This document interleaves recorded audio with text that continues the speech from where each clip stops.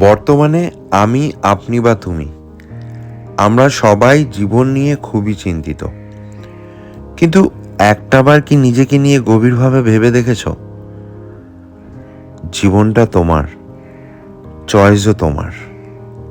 এই পৃথিবীতে চলতে গেলে প্রতিনিয়ত অসংখ্য মানুষের মুখোমুখি হতে হবে, ভিড় ঠেলে সামনে এগোতে হবে।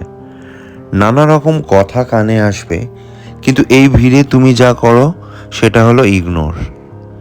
কারণ জীবনটা তোমার, সিদ্ধান্তও তোমাকেই নিতে হবে। জীবনের পথে কিছু মানুষ আসবে শুধু আবর্জনা ছড়াতে। তাদের কাজই হলো চারপাশটা বিষিয়ে তোলা। তাদের থেকে দূরে থাকো। নেগেটিভিটি দেখলেই নিজেকে সরিয়ে নাও। এতে কোনো লজ্জা নেই, বরং এটাই বুদ্ধিমানের কাজ। খারাপ লাগলেও মানতে হবে, যাদের তুমি বন্ধু ভাবো তাদের অনেকেই তোমার ক্ষতি দেখতে চায়। তারা সহানুভূতির মুখোশ পরে তোমার কাটা ঘায়ে নুন ছিটায়। তুমি সেই সুযোগটা দিও না। অপ্রয়োজনে তর্কে যেও না। কাউকে বোঝানোর দরকার নেই। কেউ যদি তোমাকে মূর্খ বলে, হেসে উড়িয়ে দাও, কারণ সেটাই আসল। তারা যা বলছে বলতে দাও, শুনে নাও, হাসো আর মনের ভেতর থেকে ধন্যবাদ বলে নিজের পথে এগিয়ে চলো। যারা নিজের সিদ্ধান্ত নিজে নিতে পারে তারাই আসল জীবনটা বোঝে।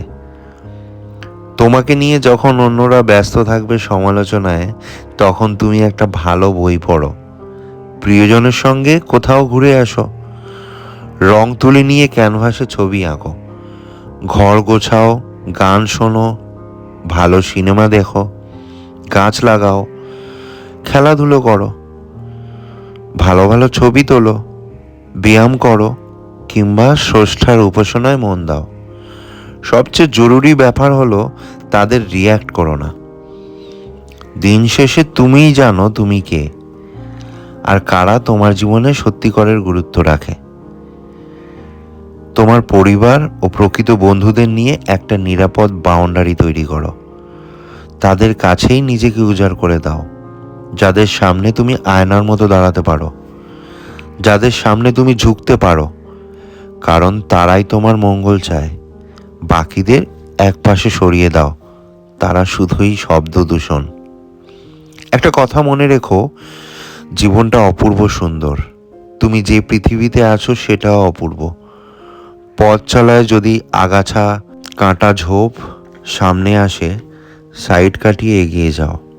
সব কথার উত্তর দিতে নেই, সব কিছুর প্রতিক্রিয়াও দেখাতে নেই, সবাইকে বোঝানোরও দরকার নেই।